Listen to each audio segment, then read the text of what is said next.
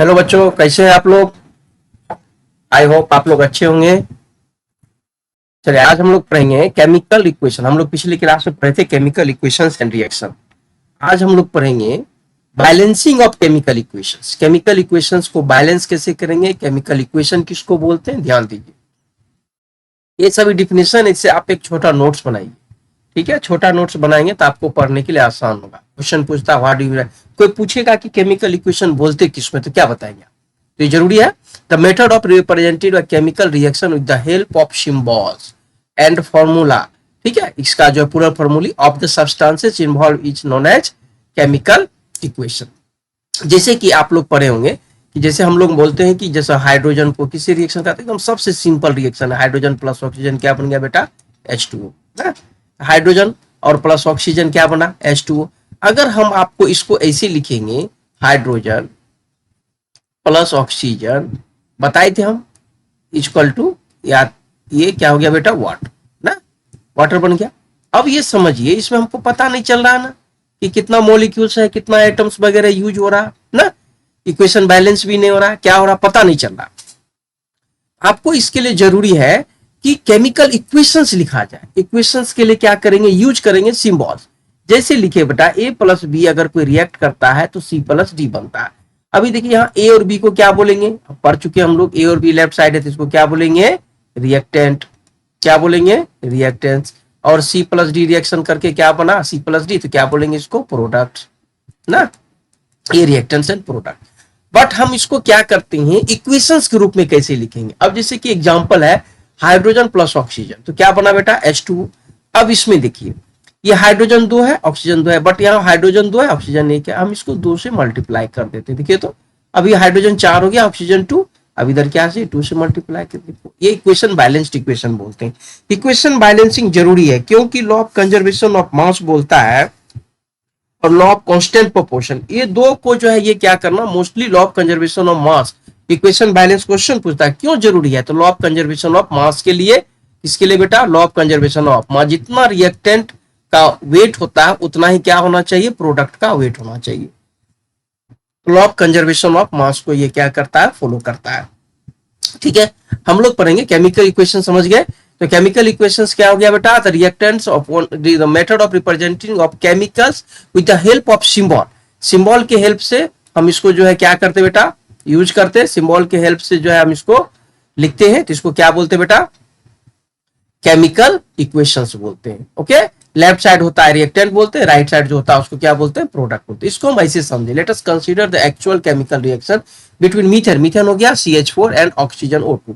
अभी देखिए तो मीथेन, ये पीला वाला दिख रहा है ना, ये क्या है बेटा, कार्बन, ये हाइड्रोजन, 4 हाइड्रोजन, यानी कि मीथेन CH4 हो गया, प्लस ऑक्सीजन 2O2, 2 ऑक्सीजन है, 2 ऑक्सीजन मॉलिक्यूल रिएक्ट किया तो क्या बना, CO2, और प्लस H2O, 2 मॉलिक्यूल हो जाए, एक मॉलिक्यूल ये, एक मॉलिक्यूल ये, यानी कि आपको 2 मॉलिक्यूल्स बना, एक मॉलिक्यूल्स ये बन रहा है बेटा, और ये एक मॉलिक्यूल्स क्या बन रहा है, ये बन रहा है, और एक मॉलिक्यूल्स ये बन रहा है ना। ये वाटर हो गया। ये तो इक्वेशन बैलेंसिंग इक्वेशन है, बैलेंस्ड इक्वेशन है। और ये क्या बेटा, CO2 बना, ये क्या बना, CO2। ये बीच वाला क्या है, C है, ये क्या है, ऑक्सीजन है, और ये क्या है, ऑक्सीजन है। कलर चेंज करेंगे, हाँ, ये देखिए बेटा, ये क्या हो गया, ऑक्सीजन, ये क्या हो गया, ऑक्सीजन, क्या कंपाउंड बना, CO2 बना। कोई दिक्कत समझने में। ये क्या है बेटा, ये कार्बन है, ये क्या है, ऑक्सीजन है, सॉरी, ये हाइड्रोजन है, ये हाइड्रोजन है, ये हाइड्रोजन है, हाइड्रोजन, ग्रीन कलर हाइड्रोजन, ये ग्रीन कलर हाइड्रोजन हो गया ना, ये हाइड्रोजन हो गया। और ये देखो, ये कलर रेड कलर क्या है, ऑक्सीजन। ठीक है, ये समझने में कोई दिक्कत नहीं है, आसान होगा। चलिए, अब हम लोग देखेंगे most important, balancing of chemical equations. Chemical equation समझ गए। तो केमिकल रिएक्शंस को जब हम क्या करते हैं, फॉर्मूला यूज करते हैं उसको शो करने के लिए, तो हम लोग क्या बोलते हैं उसको, केमिकल इक्वेशंस बोलते हैं। अब इसमें केमिकल इक्वेशंस को बैलेंस करना क्यों जरूरी है, balancing of chemical involve the addition of stoichiometric coefficient. ये ध्यान दीजिए बेटा, क्या बेटा, एक लिखे एक टर्म स्टोइकियोमेट्रिक कोफिशिएंट। ठीक है, कैसा, एक टर्म लिखे हम लोग, क्या चीज, स्टोइकियोमेट्रिक कोफिशिएंट। वो टर्म ध्यान दीजिए, स्टोइकियोमेट्रिक कोफिशिएंट। अभी देखिए क्या होता है, जैसे अभी हम रिएक्शन लिखे ना बेटा, H2 प्लस क्या लिखे, O2, क्या बना बेटा, H2 ना। इसके पीछे देखिए तो कुछ नहीं है, तो कितना बेटा, 1 है। इसके पीछे कुछ नहीं, तो 1। अब इसको बैलेंस करने के लिए सबसे पहले ध्यान दीजिए, हम बताएंगे अभी बैलेंस कैसे करते हैं, ध्यान दीजिए। इसको हम 2 से मल्टीप्लाई किए, ये 2 से, ये जो मल्टीप्लीकेशन किए ना बेटा 2 मॉलिक्यूल्स, ये नंबर ऑफ मॉलिक्यूल्स बताता है, ये number of atoms of hydrogen, ये नंबर ऑफ एटम्स, ठीक है। तो 2 मॉलिक्यूल्स, इसी को बोलते हैं स्टोइकियोमेट्रिक कोफिशिएंट। ये क्या है बेटा, स्टोइकियोमेट्रिक कोफिशिएंट से हम क्या करते हैं, मल्टीप्लाई करते हैं to reactant and product. This is important because chemical equation must be obey law of conservation of mass and law of constant proportion. Law of constant proportion क्या हो गया, जैसे हाइड्रोजन एंड वाटर हम कहीं से लेंगे बेटा, दुनिया में कहीं से भी, तो हाइड्रोजन और ऑक्सीजन का जो रेशियो होता है, हाइड्रोजन में कितना है 2, और ऑक्सीजन का क्या होता है एटॉमिक वेट 16, कितना हो गया 2 यानी कि 8, यानी कि 1:8। ये कंपाउंड कहीं से भी लाएंगे तो इसका वैल्यू क्या होना चाहिए, 1:8 होना चाहिए। यानी कि दो चीज को, दो रूल को फॉलो करता है, law of conservation of mass and law of constant proportion. ये समझ में आया, law of conservation of mass यानी sorry law of constant proportion. अभी देखिए कोई भी मतलब वाटर का जो, वाटर में हाइड्रोजन ऑक्सीजन का जो रेशियो होगा हमेशा 1:8 होगा। अगर हम कार्बन और ऑक्सीजन, कार्बन डाइऑक्साइड में कार्बन और ऑक्सीजन का हम बात करेंगे तो कार्बन का कितना होता है वेट 12, ऑक्सीजन का कितना है बेटा 16, और 2 ऑक्सीजन है तो कितना हो गया 32। इसको काट दीजिए, 4 तिया 12, 8 चौक 32, यानी कि कितना हो गया बेटा 3:8 ना। यानी कि कार्बन और ऑक्सीजन का रेशियो ऑलवेज कार्बन डाइऑक्साइड में 3:8। दिस इज कांस्टेंट प्रोपोर्शन हो गया, लॉ ऑफ कांस्टेंट प्रोपोर्शन। अब हम लोग देखेंगे law of conservation of mass. Law of constant proportion में कोई दिक्कत है बेटा, यानी कि लॉ ऑफ कांस्टेंट प्रोपोर्शन हो गया कि जितना भी जो भी कंपाउंड बनेगा उसमें जो रेशियो होगा, जैसे वाटर में हाइड्रोजन ऑक्सीजन का रेशियो ऑलवेज 1:8 होता है, ठीक है। अब देखिए लॉ ऑफ कंजर्वेशन ऑफ मास, ये रिएक्शन की हम बात करेंगे, ठीक है बेटा, ये रिएक्शन की, ठीक है। अभी देखिए इस रिएक्शन में हाइड्रोजन कितना है 2 2 4, यानी कि 1 × 4, इसका वेट कितना हो गया 4। ऑक्सीजन का 16 होता है ना, कितना है बेटा 2 एटम्स, यानी कि 32। तो टोटल मिला के ऐड कर दीजिए तो कितना हो गया बेटा 36। कोई डाउट है? अब आइए इसको हम बैलेंस कर देते हैं, पहले ये बैलेंस है। अब देखिए इसका वेट निकालिए, इसका वेट ए, इसका वेट क्या हो गया बेटा, वाटर का वेट निकालेंगे हम। वाटर का वेट निकालेंगे तो हाइड्रोजन कितना होता है 1 × 2 प्लस ऑक्सीजन कितना हो गया 16 ना, यानी कि टोटल अब पूरे से कितना से मल्टीप्लाई करेंगे, 2 मॉलिक्यूल है तो 2 से कर दीजिए। अब इसको सॉल्व कीजिए तो 2 + 16 इंटू कितना हो गया 2, यानी कि कितना हो गया बेटा 18 × 2 = 36। मिल गया ना दोनों, यानी कि रिएक्टेंट का वेट इक्वल टू प्रोडक्ट का वेट, ठीक है। रिएक्टेंट का वेट इक्वल टू क्या होगा, प्रोडक्ट का वेट। इसी को बोलते हैं law of conservation of mass, यानी कि weight of reactant is always equal to weight of product, ठीक है। इस प्रकार से जो इसको ओबे करेगा तो ये अगर ऐसा दोनों सेम हो गया तो इक्वेशन बैलेंस होगा। तो इक्वेशन को बैलेंस करना जरूरी है, अदरवाइज आपका जो है केमिकल इक्वेशंस क्या हो जाएगा, रॉन्ग हो जाएगा। अब हम लोग देखेंगे इसमें दूसरा एक एग्जांपल्स देखेंगे, कई एग्जांपल्स हम 10 एग्जांपल्स इसमें दिए हैं, आप कोई भी एग्जांपल्स बना सकते हैं, ठीक है। सिंपल सा समझिए आप, एग्जांपल्स आपको समझने में आसानी होगा, ठीक है। अभी देखिए अब दूसरा एग्जांपल्स हम एक देखते हैं यहाँ पे, ठीक है। इसी जगह हम एक दूसरा एग्जांपल्स देखेंगे, आपको समझना आसान होगा हम इक्वेशन को कैसे बैलेंस करते हैं ना, ठीक है। अभी देखिए एग्जांपल्स में एक एग्जांपल लेते हैं, सिंपल सा एग्जांपल्स, वाटर का तो देख लिए। अब देखिए बेटा, अब देखेंगे हम लोग एक, देखिए सिंपल हम लोग लेते हैं, क्या लेंगे N2 + H2 तीर बनाइए, क्या बना NH3 बना, अमोनिया। इसका क्या नाम है बेटा, नाम बहुत इंपॉर्टेंट है, नाम जब तक नहीं आएगा आपको केमिस्ट्री सीखने में प्रॉब्लम होगा, इसलिए आप एक बार बेसिक केमिस्ट्री देखिए मेरा पीछे का, ठीक है। आइए बैलेंस करेंगे। देखिए इधर क्या है बेटा, 2 नाइट्रोजन है 2 हाइड्रोजन है, यहाँ पे 1 नाइट्रोजन है 3 हाइड्रोजन है। तो कभी भी जो कंपाउंड जिधर रहेगा, ध्यान दीजिए, कभी भी जिधर कंपाउंड उसको इवन नंबर में ले आए। कंपाउंड की तरफ हम बीच में नहीं घुस सकते, यहाँ पे नहीं घुसेंगे, इधर नहीं घुस सकते, हम यहाँ नहीं कर सकते, कुछ भी नहीं कर सकते, इसको कुछ भी चेंज नहीं कर सकते, समझ रहे हैं, इसको क्या कर सकते हैं, कुछ भी चेंज नहीं कर सकते, ठीक है। इसमें हम कुछ भी बीच में कुछ भी नहीं कर सकते। तो जब भी हम मल्टीप्लाई करेंगे तो नंबर ऑफ मॉलिक्यूल्स, इसको क्या बोलते हैं बेटा, नंबर ऑफ मॉलिक्यूल। अभी देखिए 2 है, हाइड्रोजन 3 है, अगर हम इसको 2 से मल्टीप्लाई, इसको हीट एंड ट्रायल मेथड बोलते हैं, एक जो है क्लासिकल मेथड, बट उस पर मत जाइए, कोई भी चीज मत, हम प्रोसेस बताएंगे बट कोई भी चीज पे मत जाइए, आप यहाँ पे ध्यान दीजिए। 2 से मल्टीप्लाई किए, नाइट्रोजन 2 हो गया, कंप्लीट हो गया। अब हाइड्रोजन कितना हो गया बेटा, 3 × 2 = 6, हाइड्रोजन कितना हो गया इधर, अब देखिए नाइट्रोजन इधर 2 कंप्लीट हो गया, लेकिन हाइड्रोजन इधर कितना बेटा 6, इधर नाइट्रोजन कितना हो गया 2 कंप्लीट, बट हाइड्रोजन कितना बेटा 2। अब इसको हम 3 से मल्टीप्लाई कर देंगे तो हाइड्रोजन कितना हो गया 6 हो गया ना, यानी कि दोनों तरफ देखिए nitrogen 6 hydrogen 6, nitrogen 2 sorry nitrogen 2 hydrogen 6, nitrogen 2 hydrogen 6, equation balance हो गया ना। कोई दिक्कत समझने में? इसी तरह से हम इक्वेशन बैलेंस करेंगे। हम आपको जो है इस तरह से 10 इक्वेशन अभी बैलेंस करके बताएंगे। पहला इक्वेशन FeCl3NaOH, ठीक है। इस प्रकार 10 इक्वेशन आप इसका प्रैक्टिस भी कीजिए, ठीक है। 10 इक्वेशन हम बताएंगे और आपको जो है समझ में आएगा, ठीक है। चलिए इक्वेशन देखेंगे 10 इक्वेशन। पहला इक्वेशन है FeCl3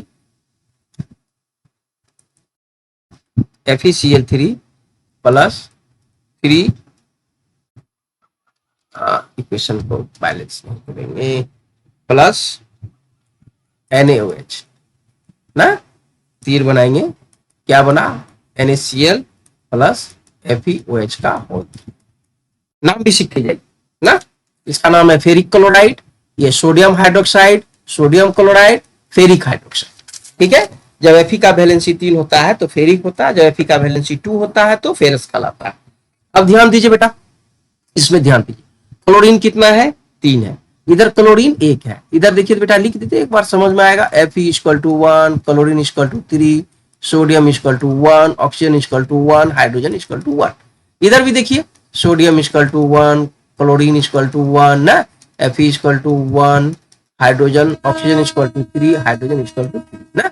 देखिए तो अगर इस तरह से हम मल्टीप्लाई वगैरह करेंगे तो काफी आपको टाइम लगेगा। एक इक्वेशन को बैलेंस करने में 30 सेकेंड से ज्यादा नहीं लगना चाहिए, नहीं तो आपका टाइम वेस्ट हो जाएगा, ठीक है। अब देखिए हम लोग हीट एंड ट्रायल मेथड कैसे यूज करेंगे। FeCl3 है, बट हमारा क्लोरीन कितना बेटा 3 है ना, क्लोरीन कितना है 3 है। अगर हम यहाँ देखिए 3 से मल्टीप्लाई कर दें तो क्लोरीन 3 कंप्लीट हो गया, बट नाइट्रोजन आपका कितना सॉरी सोडियम कितना हो गया, सोडियम 3 हो गया। देखिए तो यहाँ 3 से मल्टीप्लाई कर देंगे, सोडियम 3 हो गया ना, 3 हो गया। देखिए तो इधर दोनों मिल गया। अब ऑक्सीजन भी 3 हो गया, हाइड्रोजन भी 3 हो गया। अब चेक करेंगे हम इसको, अच्छा से एक बार चेक करिए इसको तो आपको समझ में आ जाएगा। अभी चेक करेंगे, देखिए तो अभी चेक करेंगे इधर सोडियम देखिए बेटा कितना हो गया, सोडियम भी 3 हो गया, इधर ऑक्सीजन भी 3 हो गया, हाइड्रोजन भी 3 हो गया। इधर सोडियम चेक करें, इधर सोडियम 3, क्लोरीन 3 ना, इक्वेशन बैलेंस हो गया ना। Fe1 क्लोरीन 3 देखो तो सारा चीज मिल गया। इस तरह से हम इक्वेशन को क्या करते हैं बैलेंस करेंगे। कोई दिक्कत समझने में सो बताइए। अभी हम लोग देखेंगे दूसरा इक्वेशन चेक करेंगे। दूसरा इक्वेशन फटाफट हम लोग चेक करेंगे। दूसरा इक्वेशन क्या है उसको हम लोग देखेंगे।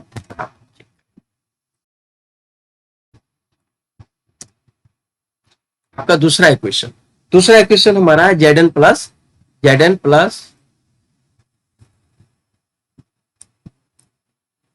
प्लस HCl, एकदम हल्का इक्वेशन है, कुछ भी नहीं बेटा इसमें। ZnCl2 प्लस क्या हो जाएगा, हाइड्रोजन गैस बनेगा ना। इक्वेशन भी याद होगा, कंपाउंड भी याद होगा इससे।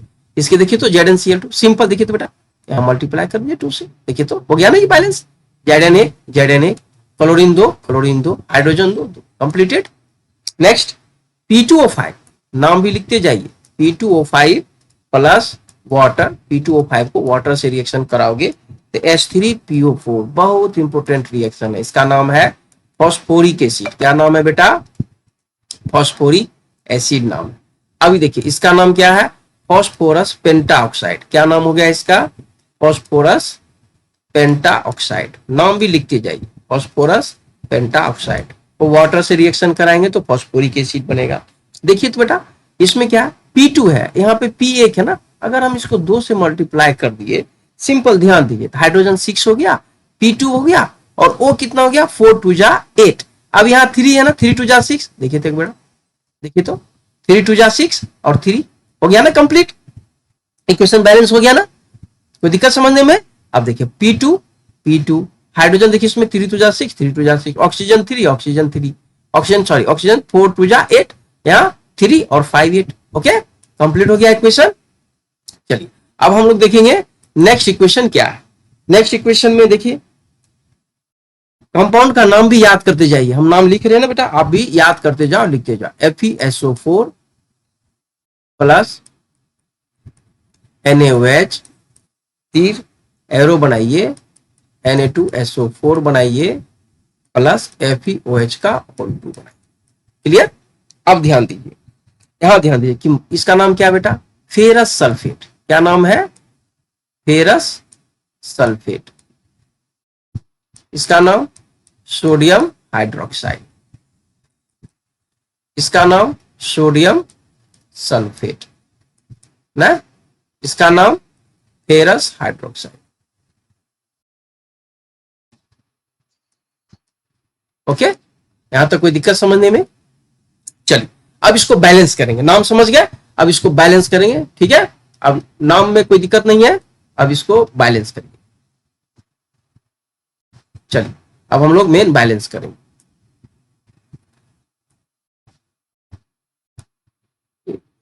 नाम लिख लीजिए, नाम लिख लीजिए, नाम लिख लीजिए। अब इक्वेशन को हम लोग बैलेंस करेंगे। चलिए इक्वेशन को बैलेंस करेंगे। ठीक है, सिंपल सा, ध्यान दीजिए। Fe1 OH 2 है ना, OH 1 है ना, देखो तो, मजा आ गया? देखो तो बेटा,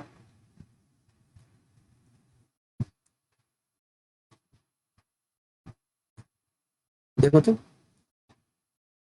देखो तो, दो ऑक्सीजन, दो हाइड्रोजन, दो सोडियम, दो सल्फर, एक सल्फेट पूरा पकड़ लो ना, सल्फेट एक, सल्फेट एक, Fe कंप्लीट। देखो कितना हल्का था। नेक्स्ट ये तो और हल्का है, Mg प्लस HCl। क्या बनेगा? बताओ बताओ बताओ एक बार, क्या बनेगा reaction? MgCl2 plus hydrogen gas. Simple, 2 से मल्टीप्लाई कर दीजिए ना। नेक्स्ट इक्वेशन कैल्शियम हाइड्रोक्साइड, पहले आप अपने से प्रैक्टिस कीजिए, फिर बेटा इसको मिलाइए। ठीक है, आप अपने से प्रैक्टिस कीजिए, एक बार, 2 बार, 3 बार प्रैक्टिस करोगे तो आपको समझ में आएगा। ठीक है, कैल्शियम नाइट्रेट प्लस H2। ठीक है, अब हम इसमें एक दूसरा कलर चेंज कर लेते। देखो ये हो गया कैल्शियम हाइड्रोक्साइड, इसका नाम क्या है बेटा? Nitric acid. देखो हम सारा कंपाउंड का नाम भी जो जो इंपोर्टेंट है लिख दे रहे। इसका नाम कैल्शियम नाइट्रेट। क्या नाम हो गया बेटा इसका नाम? Calcium nitrate. स्पेलिंग पे ध्यान देना, स्पेलिंग चेंज होगा तो नाम चेंज हो जाएगा। ठीक है, अब इसको क्या करेंगे? बैलेंस करेंगे। देखो तो, 2 से मल्टीप्लाई कर दो, देखो तो हो गया क्या? देखो देखो देखो, एक बार 2 हो गया, 2 4, यहाँ एक बार 2 से मल्टीप्लाई कर दो, कंप्लीट, सिंपल। अब दोनों तरफ कभी भी इक्वेशन बैलेंस करने के बाद चेक करना कि नंबर ऑफ एटम सेम है कि नहीं है, कुछ भी तो अंतर नहीं है। ठीक है, चलिए नेक्स्ट में चलेंगे हम लोग। नेक्स्ट क्वेश्चन में हम लोग चलेंगे। नेक्स्ट क्वेश्चन क्या क्या बेटा? Ferric chloride FeCl3 plus 3NaOH बन जाएगा फेरिक हाइड्रोक्साइड। इससे आपका इक्वेशन भी अच्छा सॉल्व होने लगेगा।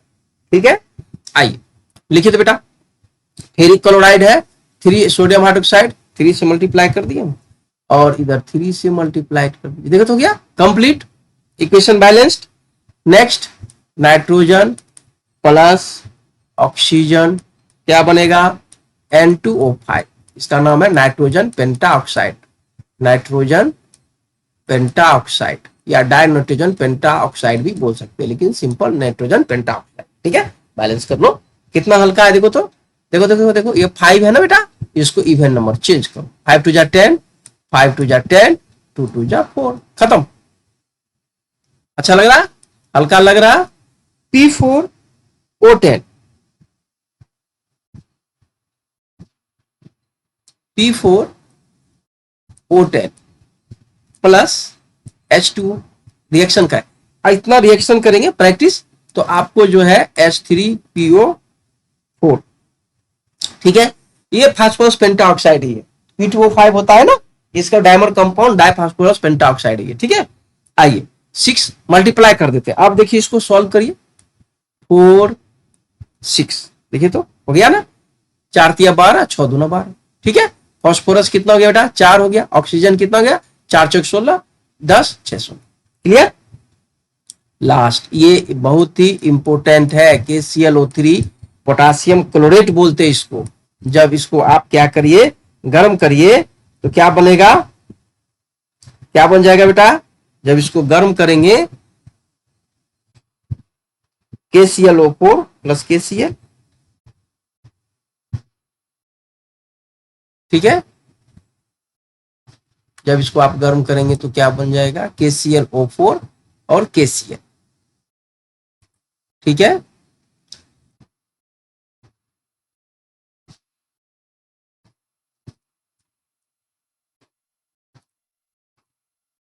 बैलेंस करो अब इक्वेशन, इसको 4 से मल्टीप्लाई कर दो, इसको 3 से मल्टीप्लाई कर दो, ठीक है। पोटासियम क्लोरेट नाम है इसका, ये पोटासियम क्लोरेट नाम है इसका।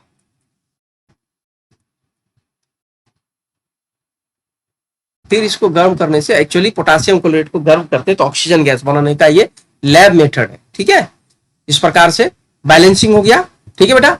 अभी देखिए, अभी इसको क्या करना है, इसके बाद और सा इक्वेशंस हम अपने साइट पे डाले हैं, आप उस पे विजिट करिए। साइट का नाम है eduScienceHub.com।